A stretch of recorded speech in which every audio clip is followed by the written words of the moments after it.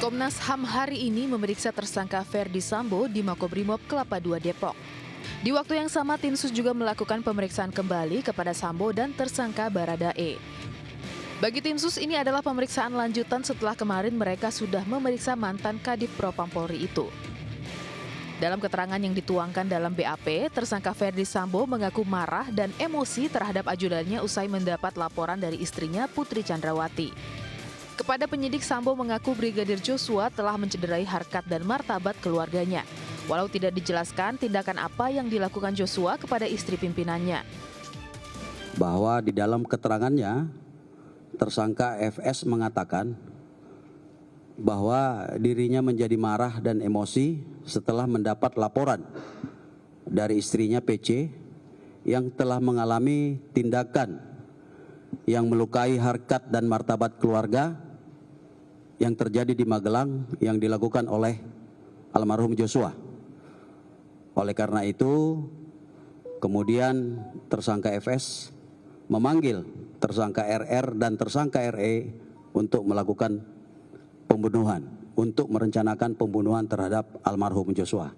Syukur ini tersangka bunyi, ngomong. Kalau nggak ngomong sekalipun tidak ada masalah.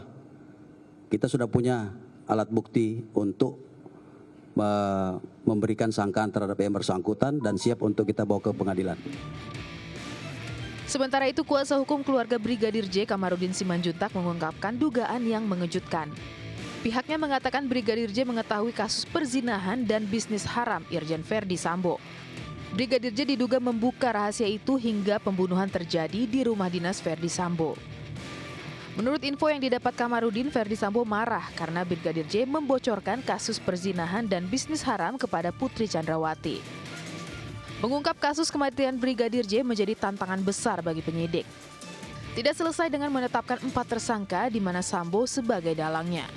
Pasalnya, skenario pembunuhan Brigadir Joshua yang dimainkan Ferdy Sambo begitu pelik. Sebagai mantan penyidik yang mengemban jabatan strategis, Ferdy Sambo diduga tidak hanya lihai dalam mengaburkan fakta-fakta peristiwa. Ia juga membuat jebakan psikologis. Terbukti dengan ikut terlibatnya 31 personel kepolisian dalam penyidikan semu yang semua berpusat pada Ferdy Sambo sebagai otaknya.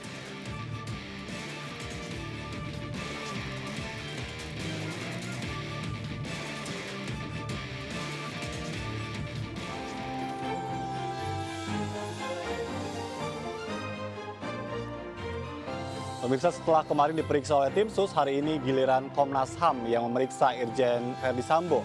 Salah satu yang disampaikan di hadapan Komnas HAM, Ferdy Sambo mengaku sebagai aktor utama pembunuhan Brigadir Joshua, merusak TKP dan membuat cerita agar pengungkapan kasus menjadi sulit. Apa motif sesungguhnya? Itu belum diungkap ke publik. Saya Ajat Turatma, Anda menyaksikan MNC News Prime.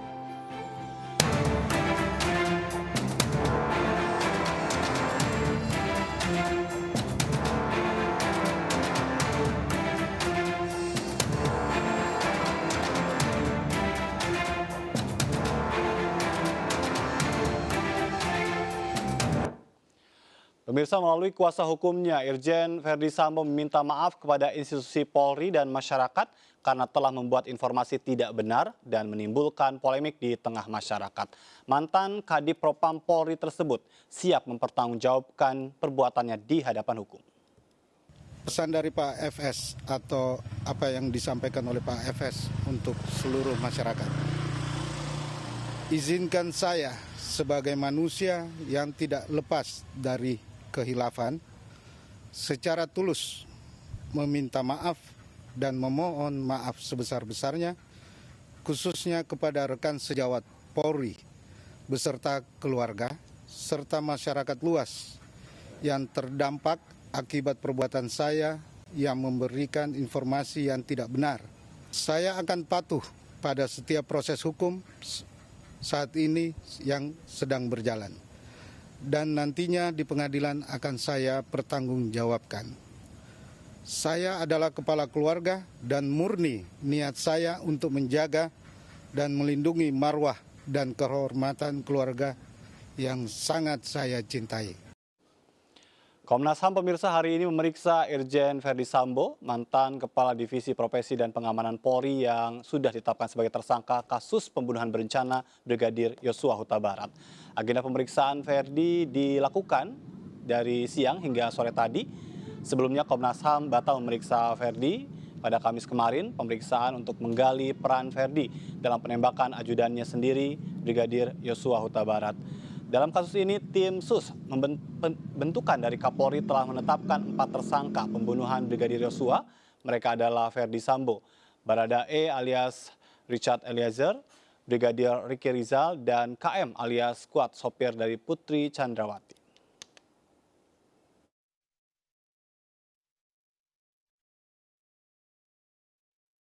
Ada beberapa hal yang tadi kami dapatkan. Pertama adalah pengakuan saudara FS bahwa dia adalah aktor utama dari peristiwa ini. Itu yang pertama tadi disampaikan. Yang kedua, dia mengakui bahwa sejak awal dialah yang melakukan langkah-langkah untuk merekayasa, mengubah atau mendisinformasi beberapa hal sehingga pada tahap-tahap awal misalnya yang terbangun konstruksi ceritanya atau peristiwanya tembak-menembak kan begitu. Tapi kemudian tadi diakuinya itu adalah hasil rancangan dia sendiri dan dia mengakui bahwa dia bersalah dalam tindakannya yang merekayasa itu. Itu tadi kurang lebih juga disampaikan permohonan maaf kepada semua pihak, ya, termasuk kepada Komnas HAM, kepada masyarakat Indonesia atas tindakannya yang kemudian juga tadi seperti kami sampaikan melakukan langkah-langkah rekayasa. Ya. Tapi sekali lagi dia pada akhirnya mengakui bahwa dialah yang paling bertanggung jawab terhadap semua peristiwa ini, dan dengan pengakuan yang seperti ini kita berharap nanti proses penyidikan dan selanjutnya sampai persidangan bisa menghasilkan satu keputusan peradilan yang seadil-adilnya. Pemirsa, Menko Polhukam Mahfud MD menyebut Verdi Sambo sudah lebih dulu melakukan jebakan psikologis kepada orang-orang tertentu sebelum skenario tembak-menembak dan pelecehan seksual diungkap ke publik. Jebakan psikologis Verdi Sambo itu menurut Mahfud MD telah menyeret banyak korban, tidak hanya anggota polisi, tapi juga Kompolnas, Komnas HAM hingga anggota DPR. Saat bertemu dengan Kompolnas, Mahfud MD menyebut Verdi Sambo menangis seolah menjadi orang yang teraniaya, terhina dan terzalimi.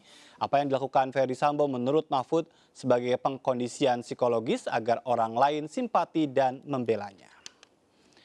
Dan tidak selesai dengan penetapan Verdi Sambo sebagai tersangka, tanda tanya publik kini tertuju pada apa sebetulnya motif dari Jenderal Bintang 2 itu menghilangkan nyawa ajudannya.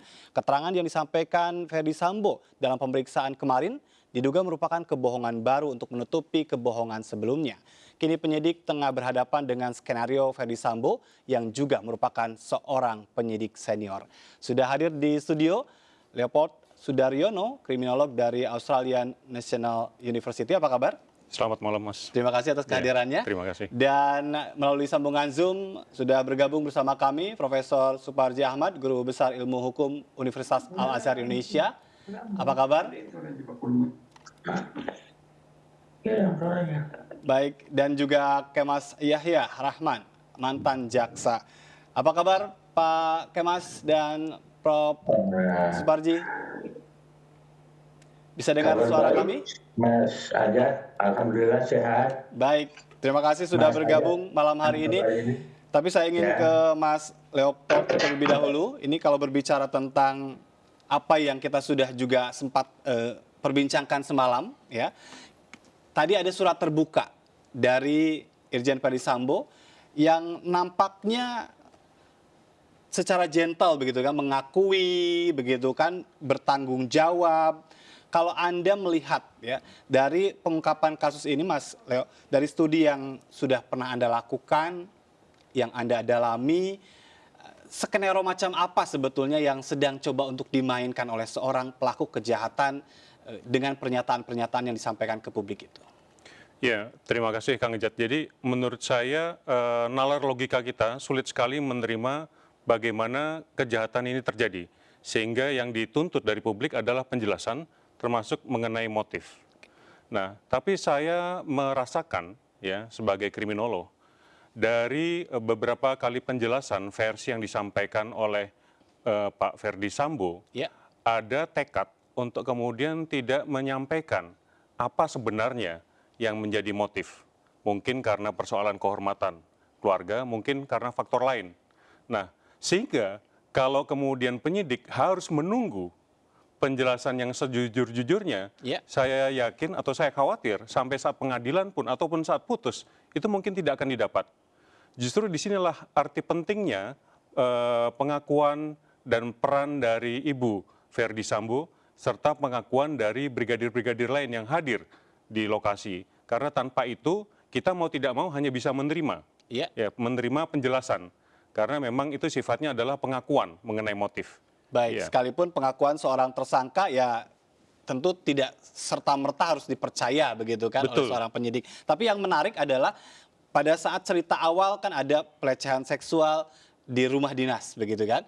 Kemudian kalau kemarin dalam pemeriksaan pertama itu terjadi melatar belakangi kemarahan itu terjadi di Magelang begitu. Tadi juga ada pernyataan yang disampaikan oleh Komnas HAM, memang ada satu cerita di Magelang itu. Tapi urutan dari sekalipun tidak konsisten masalah latar, isunya tetap sama, ada pelecehan martabat itu.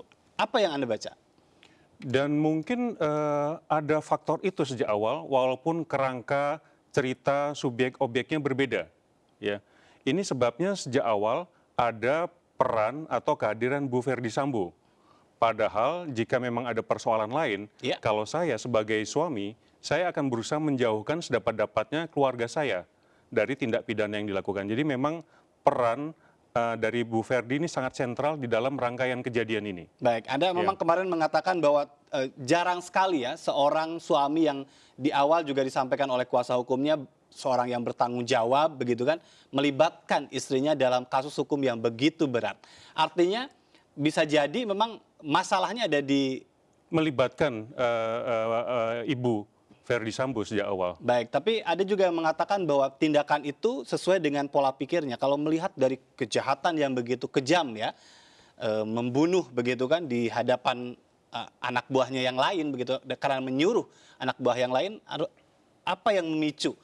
Kalau Anda bisa gambarkan dari analisis Saya kira ada dua kombinasi. Yang pertama yang saya sebut dengan crime of passion. Jadi ada provokasi, ada kejadian, ada kondisi yang menyebabkan meledak emosi sehingga tidak bisa dikendalikan. Satu. Lalu yang kedua, kemungkinan ada memang kultur atau kebiasaan kekerasan yang dilakukan. Dan kalau biasanya terhadap pelaku kejahatan, kali ini kebetulan pelaku kejahatan dalam frame ini adalah anggotanya sendiri. Ya, ini sebabnya kemudian beliau memiliki kemampuan untuk melakukan kekerasan yang begitu luar biasa, yang selama ini juga terjadi. Kita tahu ya kepada pelaku kejahatan sering ditembak, kakinya dibolongi istilahnya, dan itu hal yang cukup biasa dan diterima juga oleh masyarakat. Nah, dalam mindset seperti itulah, kemudian targetnya sekarang adalah Brigadir J. Artinya pengalaman itu yang membawa pada satu tindakan gitu ya? Ya, jadi ada dua kombinasi faktor itu tadi ya. Apakah juga kombinasi pengalamannya sebagai seorang penyidik itu pula yang nampaknya ini juga akan mempersulit proses penyidikan? Saya kira pada babak pertama, justru pada babak pertama saat eksekusi, itu justru menurut saya ini tidak direncanakan dengan cukup matang. Ya, ini yang kemudian ditutupi dengan babak kedua, menghilangkan barang bukti dan menyiapkan skenario yang menurut saya juga kurang baik persiapan atau penetapannya. Karena begitu menggunakan unsur pelecehan seksual, ya, ini akan lebih kompleks. Ya, kenapa? Karena akan meletakkan posisi J sebagai penjahat, dan ini akan ada perlawanan dari pihak keluarga. Sebenarnya nih, saya berusaha memahami cara berpikir seorang kriminal ya, sebagai kriminolog.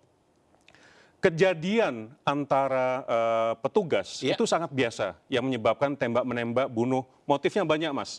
Ada soal dendam, soal hutang, kehormatan, persaingan, ya. Ya. Saya mudah kok, tinggal buat kesepakatan saja dengan salah seorang brigadir, misalnya saya ini yang jahat ya. Kemudian saya kasih 2 miliar, kamu tembak dia, dan tidak harus dalam lingkungan rumah dinas, ya. Dalam lokasi di mana itu tidak menunjuk ke posisi saya. Iya. Dan Tapi ini terjadi di rumah dinas. ini kalau Jadi ada yang direncanakan- mengatakan kok kotor banget Iya. kalaupun direncanakan gitu. iya, messy, berantakan banget. Iya. Jadi menurut saya tindakan yang pertama itu tidak direncanakan dengan Baik. sangat-sangat matang. Skenarionya itu juga kemudian tidak disiapkan dengan betul-betul baik. Iya. Baik, Itu, Mas. sekalipun memang sudah juga ada prakondisi setelah itu ya, beberapa hal yang dilakukan termasuk juga pendekatan secara psikologis tadi. Nanti kita akan bahas itu. Iya. Saya ingin ke Pak Suparji terlebih dahulu. Pak Suparji bisa mendengar suara saya? Bisa, Pak. Baik, terima kasih atas waktunya. Ini menarik ya kalau berbicara tentang pelecehan yang terus diungkapkan, baik itu oleh kuasa hukum, kemudian oleh Ferdi Sambo, begitu. Apakah menurut Anda memang ini satu strategi dalam konteks ya konsistensi penyebutan itu atau ada hal lain yang bisa dibaca? Ya, tentunya kita memberikan pendapat atas dinamika opini yang ada gitu loh. Ya. Artinya terhadap narasi spekulatif itu sulit untuk dipertanggungjawabkan. Kalau kita bicara tentang skenario awalnya, Ya. saya berbalik. Saya kira justru skenario yang canggih gitu. Kenapa? Di rumah itu, yang berarti dia berada dalam kekuasaannya, yang bisa kemudian dia kendalikan semuanya. Dia bersihkan semuanya, itu loh. Ya. Jadi ini sebetulnya justru skenario yang canggih gitu ya. Sengaja di rumah gitu loh. Supaya semuanya bisa diatur. Tetapi dalam bahasa Jawa, Gusti Allah ora sari gitu loh ya. Ya. Allah tidak tidur gitu. Sehingga kemudian terapi apapun yang ditutupi akhirnya terbongkar gitu loh. Nah, kemudian berbagai macam narasi yang kemudian dikembangkan sebagai bagian dari evolusi tadi itu adalah memang bagian dari upaya untuk menutupi pada fakta yang sebenarnya. Karena memang ini tidak logis gitu, Baik. tidak rasional gitu, sehingga kemudian akhirnya publik bertanya dan akhirnya semua terjawab sebagian, meskipun masih ada lagi yang kemudian dipenasari masyarakat, yaitu tentang motif gitu. Iya. Namun demikian sebetulnya dalam konteks hukum pidana pada tahap awal motif adalah tidak memiliki urgensi. Ya. Karena apa yang terpenting adalah bagaimana ada perbuatan yang terbukti menewaskan dan kemudian menyebabkan merampas nyawa tadi itu, yang kemudian ini dilakukan dengan kesengajaan, kelalaian, berencana atau tidak. Dan Baik. sekarang ini kan publik mengkonfirmasi tentang motif kan dalam rangka untuk menjawab penasaran yang terjadi gitu. Iya. Ya. Baik, tapi kalau berbicara tentang saksi kunci dalam hal ini Ibu Putri begitu kan, memang belum diperiksa oleh penyidik, tapi sudah pernah melaporkan hal ini ke penyidik Polda Metro Jaya dalam kasus dugaan pelecehan seksual. Ini andai kata begitu kan, Ibu Putri memang mengatakan bahwa memang terjadi pelecehan seksual begitu. Apakah konstruksinya bisa nyambung dengan pernyataan-pernyataan yang memang dibangun sejak awal? Ya, agak sulit sambungannya gitu loh. Satu itu, kemudian yang kedua juga tidak mudah untuk dibuktikan. Ya. Bagaimana mengkonstruksikan terjadian pelecehan seksual tanpa dukungan dengan alat bukti. Karena ini sebetulnya kan skenario mudah dibaca. Bagaimana nanti pada akhirnya publik akan menerima kenyataan setelah terjadi pelecehan seksual, Iya. terus kemudian ada upaya untuk membela diri, akhirnya kemudian tewas dan kemudian dibebaskan karena bela paksa misalnya seperti itu. Tetapi artinya kan kemudian itu tidak bisa terrealisasi skenario-nya itu. Jadi konstruksi adanya laporan pelecehan seksual itu menurut saya memang tidak bisa dipertanggungjawabkan berdasarkan bukti secara logika dan tidak mudah untuk proses pembuktian ke depannya. Baik. Maka ini saya kira adalah sebuah skenario untuk pengelabuan tadi itu. Baik, artinya Ibu Putri juga masuk dalam peran skenario ini? Ya, tentunya iya. Karena memang tentunya yang bersangkutan melihat, mengalami, mendengarkan secara langsung atas dugaan peristiwa pidana tadi atau peristiwa pidana tadi itu. Baik. Nah, persoalannya kan bagaimana perannya? Apakah dia yang menyuruh, apakah dia pelaku, apakah dia turut serta atau kemudian membantu? Tapi kalau kemudian melepaskan dari peran-peran tadi itu, saya kira tidak mudah gitu loh. Ya. Baik, nanti ada pertanyaan juga yang ingin saya sampaikan, tapi saya ingin ke Pak Kemas terlebih dahulu. Pak Kemas, kalau Anda sebagai seorang jaksa, ini kan juga dituntut untuk ada koordinasi ya, supaya bisa cepat juga P21. Hal apa yang penting bagi seorang penyidik untuk bisa memenuhi harapan jaksa dalam kasus pembunuhan seperti ini? Ya, terima kasih Mas Ajat. Assalamualaikum warahmatullahi wabarakatuh. Waalaikumsalam warahmatullahi wabarakatuh. Ya, dari sudut pandang jaksa, sebuah berkas perkara itu dinyatakan lengkap bila ada dua syarat telah terpenuhi.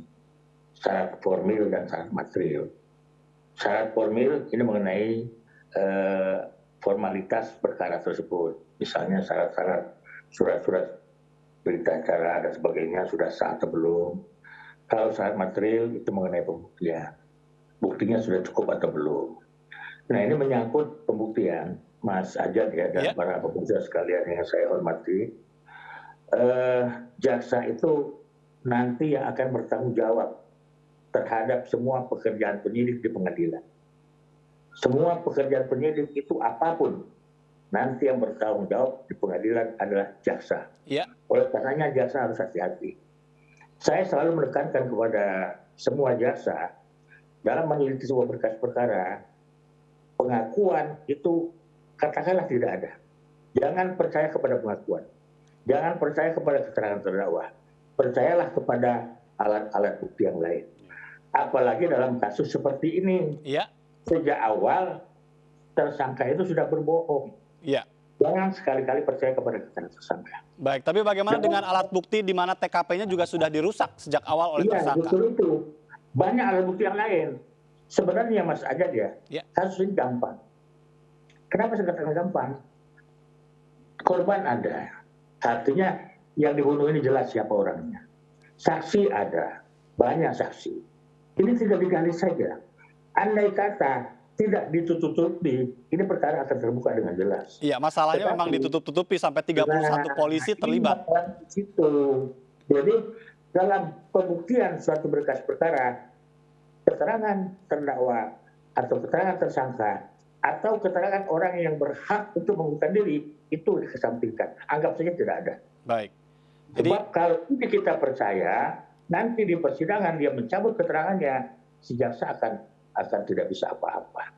Jadi sekali lagi saya katakan, dalam pembuktian itu keterangan tersangka, keterangan orang yang berhak mengundurkan diri itu abaikan. Baik, ini menarik ya memang karena pengungkapan kasus ini memang berawal dari pengakuan Baradae juga sehingga ditetapkan tersangka Ferdi Sambo. Baik, kita harus menuju terlebih dahulu ke rekan kita yang ada di Makobrimob Kelapa II Depok untuk informasi terbaru dari sana. Kita akan terhubung dengan Ersa Ambarita. Ersa, selamat malam. Bang, minta tolong. Gue nggak ditelepon. Ersa? Siapa? Ersa? Bisa dengar suara saya? Ersa? Bagaimana jalannya pemeriksaan Ferdi Sambo untuk hari ini yang dilakukan oleh Komnas HAM? Silakan. Ya pemirsa, memang betul pada malam hari ini sudah diberlangsungkan konferensi pers terkait hasil pemeriksaan yang dilakukan Komnas HAM terkait dari pembunuhan Brigadir Joshua di rumah dinas tersangka Ferdi Sambo, di mana memang tadi dari konferensi pers ini langsung digelar dari Komnas HAM, yakni terkait merincikan bahwa betul dari hasil pemeriksaan Ferdi Sambo mengakui bahwa dialah dalang dibalik semua kasus atau disinformasi terkait alur cerita dari beredarnya di publik pembunuhan Brigadir BJ atau Brigadir Joshua Huta Barat. Dan selain itu tadi, selain Taufan Damanik menyampaikan terkait pengakuan dari tersangka Ferdi Sambo, juga tadi ada komisioner dari Komnas HAM yakni Khairul Anam yang menyampaikan bahwa mereka memastikan terkait dari rentetan cerita yakni CCTV, apakah kondisi Joshua masih dalam keadaan hidup ketika berada di rumah dinas, kemudian juga memastikan bagaimana ketika terjadinya panggilan antara kekasih dari Brigadir Joshua kepada Vera, kemudian juga memastikan memang betul terjadi ada peristiwa di Magelang. Namun kembali lagi dari Komnas HAM merentetkan cerita tersebut ke Ferdi Sambo, namun untuk hasilnya akan dilimpahkan kepada penyidik. Selain itu juga tadi disampaikan dari Komisioner Komnas HAM yakni dari salah satu perwakilannya juga yakni BK Ulungan menyampaikan jika disimpulkan bahwa Ferdi Sambo memang betul menjadi aktor intelektual, kemudian memastikan memang betul ada terjadi kejadian di Magelang, namun ini belum dirincikan secara komprehensif. Kemudian dipastikan malam hari ini tidak jadi atau ditundanya pemeriksaan kepada istri tersangka Ferdi Sambo yakni Putri Chandrawati. Jika tadi memang sudah dihadirkan, namun kesiapan dari Putri sendiri ini kembali lagi harus ditunda karena masih dalam kondisi yang belum stabil dan untuk dimintai keterangan pun belum bisa. Sementara itu jika tadi juga sempat kami informasikan bahwa ada pemeriksaan dari Baradae, ini kembali ditunda karena memang dari Lembaga Perlindungan Saksi dan Korban masih tengah melakukan pemeriksaan lebih lanjut kepada Baradae, dan ini membuat Komnas HAM lebih atau mengutamakan untuk dari lembaga tersebut mengutamakan pemeriksaan kepada Baradae untuk mengetahui lebih rincinya apakah nanti Baradae ini akan diperiksa lebih lanjut, karena lagi-lagi ditekankan akan dijadwalkan lebih atau di minggu depan terkait dari pemeriksaan dari Baradae maupun Putri Chandrawati. Namun untuk kapan dan di mana ini masih belum bisa dikonfirmasi lebih lanjut. Kembali ke studio. Baik, terima kasih Ersa atas laporannya ya. Obstruction of justice ini nanti yang akan kita bahas berikutnya. Kita harus jeda terlebih dahulu, Bapak-Bapak. Dan pemirsa tetap bersama kami, tetap di MNC News Prime.